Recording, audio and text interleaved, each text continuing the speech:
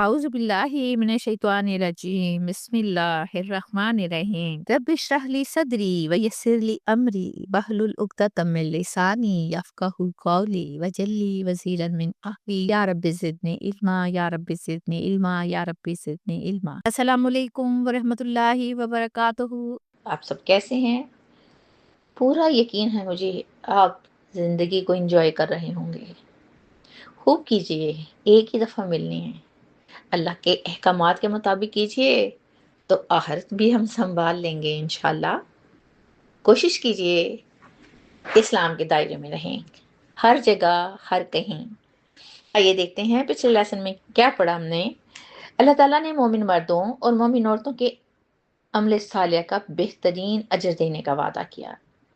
قرآن پاک کو پڑھنے سے پہلے تعوذ پڑھ کر شیطان مردود سے بچنے کا طریقہ بتایا گیا۔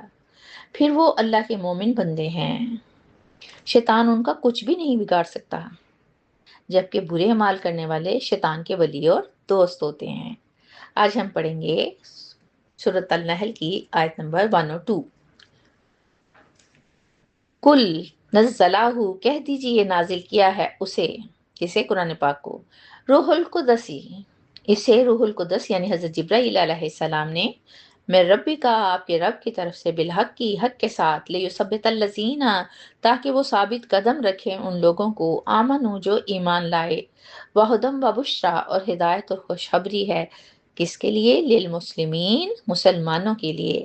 کچھ آیات پہلے ہم نے قرآن پاک کے بارے میں پڑھا ہے، اسی موضوع کی مزید وضاحت کرتے ہوئے اللہ تعالیٰ حضرت محمد صلی اللہ علیہ وآلہ وسلم سے فرما رہے ہیں کہ ان لوگوں سے فرما دیجئے، کہہ دیجئے کہ قرآن پاک روح القدس یعنی سب سے محترم فرشتے حضرت جبرائیل علیہ السلام لے کر آئے ہیں۔ یہ وہی فرشتے ہیں جو اللہ کا پیغام لے کر انبیاء علیہ السلام کے پاس نازل ہوتے تھے۔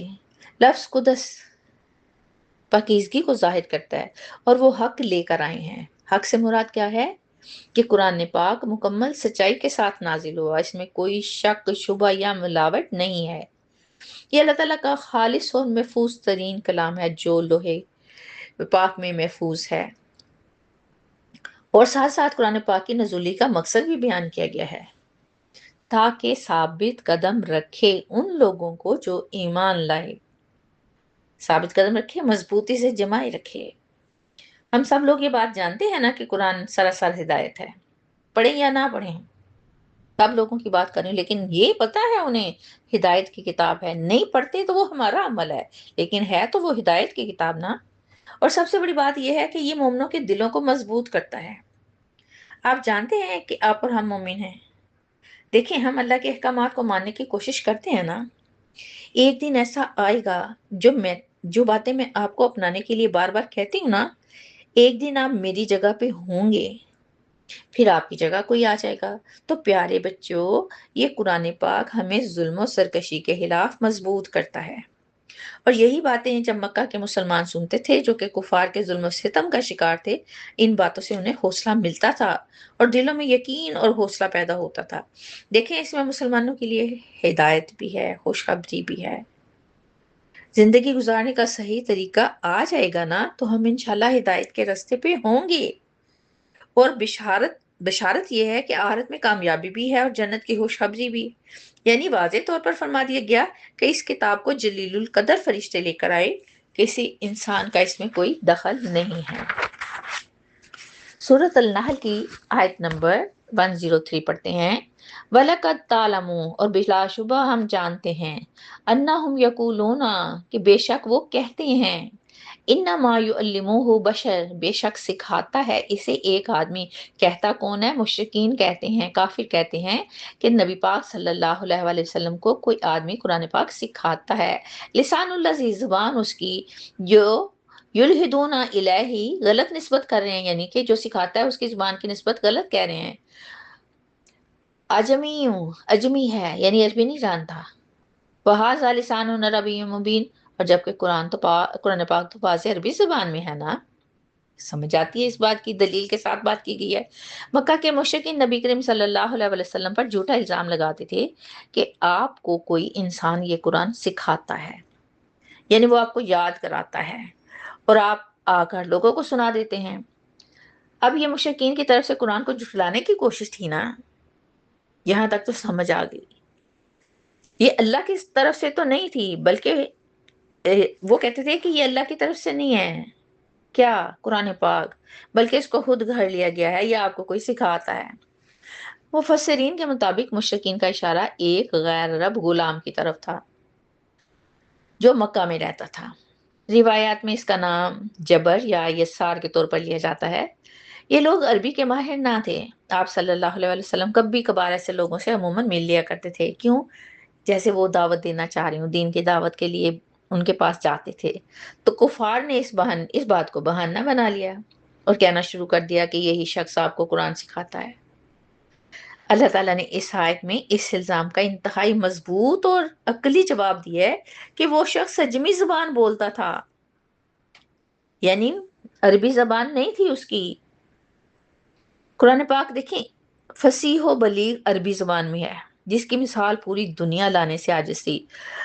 حالانکہ عرب لوگ تو عربی زبان کے ماہر تھے نا، ان کی تو اپنی زبان تھی، لیکن جب انہیں چیلنج کیا گیا کہ وہ ایک چھوٹی سی صورت بنا کر لے آئیں تو وہ نہیں لا سکے تھے۔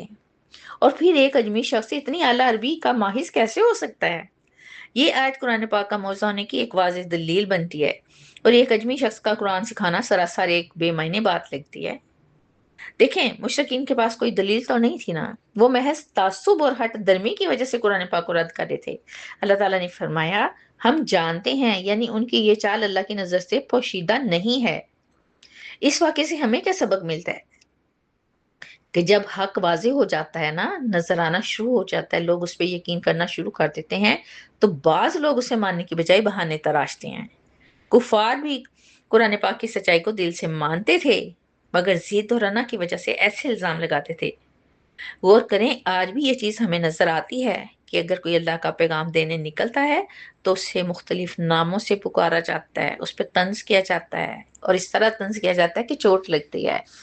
سورۃ النحل کی آیت نمبر 104 اور 105 پڑھتے ہیں، ان الذین، بے شک وہ لوگ، لا یؤمنون، جو ایمان نہیں لاتے، بی آیات اللہ، اللہ تعالیٰ کی آیات پر، لا لا یہدیہم اللہ، اللہ ہدایت نہیں دیتا انہیں، وَلَهُمْ عَذَابٌ علیم، ان کے لیے کیا ہے؟ دردناک عذاب ہے۔ نیکسٹ آیا ہے، انما یفتر الکاذب الذین، بے شک باندھتے ہیں جھوٹ وہ لوگ جو لا یؤمنون، نہیں ایمان رکھتے، بی آیات اللہ، اللہ تعالیٰ کی آیات پر، واولئک ھم الکاذبون، اور یہی لوگ ہیں جو کہ جھوٹے ہیں۔ اللہ سبحانہ تعالیٰ فرماتے ہیں کہ بے شک وہ لوگ جو ایمان نہیں لاتے، کس پر ایمان نہیں لاتے؟ اللہ کی آیات پر ایمان نہیں لاتے، یعنی جو لوگ سچائی کو قبول نہیں کرتے، چاہے کتنی ہی واضح نشانیاں یا دلائل آپ ان کے سامنے رکھ دیں، انہوں نے نہیں ماننا، تو پھر ہوتا کیا ہے؟ اللہ تعالیٰ ان کے لیے ہدایت کے دروازے بند کر دیتے ہیں۔ جب ایک حق بات کو جھٹلایا جاتا ہے نا، آج بھی یہ ایسا ہے، تو دل پر ایک سیاہ نقطہ لگ جاتا ہے، اور اگر گمراہی کا یہ سلسلہ بڑھتا چلا جائے نا، تو آہستہ آہستہ دل سیاہ ہونا شروع ہو جاتا ہے، اور یہی وہ مقام ہوتا ہے کہ اس کے لیے ہدایت کے دروازے بند اور گمراہی کے راستے کھل جاتے ہیں، اور پھر اللہ کے ہاں ان کے لیے دردناک عذاب ہے۔ علیم کا مطلب دردناک عذاب، کیونکہ انہوں نے جان بوجھ کر حق کو رد کیا تھا۔ دیکھیں، ہدایت ان لوگوں کو ملتی ہے جو ہدایت کے طالب ہوتے ہیں۔ آیت نمبر 105 میں اللہ تعالیٰ فرماتے ہیں کہ بے شک جھوٹ تو وہی لوگ گھڑتے ہیں جو اللہ کی آیات پر ایمان نہیں رکھتے ہیں، اور یہی لوگ جھوٹے ہیں۔ دیکھیں، اب ہمیں یہاں دیکھنا ہے کہ آخر لوگ جھوٹ کب اور کیوں بولتے ہیں، ہے نا سوچنے کی بات؟ تھوڑا سوچیں۔ جھوٹ اس وقت بولا جاتا ہے جب انسان کے سامنے حق واضح ہو جائے، لیکن وہ اسے ماننا نہ چاہے۔ آج بھی آپ ایسے لوگ دیکھتے ہیں جنہیں یہ معلوم ہے کہ آپ سچ کہہ رہی ہیں، لیکن وہ اپنی انا کا مسئلہ بناتے ہوئے دلائل دیتے ہیں، اور وہ بھی نامکمل۔ خاندانوں میں ایسا ہوتا ہے، وہ سچ کو تسلیم کرنا اپنی حد تک خیال کرتا ہے، اور ہر قسم کے لوگ ہر زمانے میں موجود رہے۔ حالانکہ کفار مکہ جانتے تھے کہ قرآن پاک حق ہے، لیکن مانتے نہیں تھے۔ وہ کیوں؟ اس لیے کہ وہ اپنے نفس کو بدلنا ہی نہیں چاہتے تھے۔ اور اگر انسان سچ کو تسلیم کر لے تو اسے عزت، اختیار اور دنیاوی فائدہ ختم ہوتا نظر آتا ہے، تو اسے گھبراہٹ ہوتی ہے، اس لیے وہ جھوٹ کا سہارا لیتا ہے۔ جب انسان کے دل میں یہ احساس نہ رہے کہ اللہ دیکھ رہا ہے تو ڈر ختم ہو گیا نا، تو جھوٹ بولنا آسان ہو جاتا ہے۔ دیکھیں، جھوٹ دراصل سچ کو چھپانے کی ایک کوشش ہوتی ہے تاکہ لوگ حقیقت تک نہ پہنچ سکیں۔ کتنی خوبصورت باتیں ہیں، دل چاہتا ہے کرتے چلے جاؤ کرتے چلے جاؤ، لیکن جب 10 منٹ سے ٹائم اوپر ہونا شروع ہو جاتا ہے پھر مجھے آپ سے ڈر لگنا شروع ہو جاتا ہے کہ آپ کہیں گے یہ کیا اتنی لمبی ویڈیو کرتی۔ یقین جانیں، یہ صرف سمجھ لیں ہم ورڈ میننگ کو سمجھ رہے ہیں۔ تفسیر اتنی خوبصورت اور لنتی ہوتی ہے کہ انسان اس میں کھو سا جاتا ہے۔ اسی کے ساتھ مجھے اجازت دیجیے، ہنستے رہیے، بستے رہیے، خوش رہیے، آباد رہیے۔ لائک کا بٹن دبائیں، شیئر کریں، سبسکرائب کریں، دل مانے تو تعریف کر دیا کریں۔ اللہ تعالیٰ آپ سب کو بھی اس منزل پر لے کے جائے، آمین۔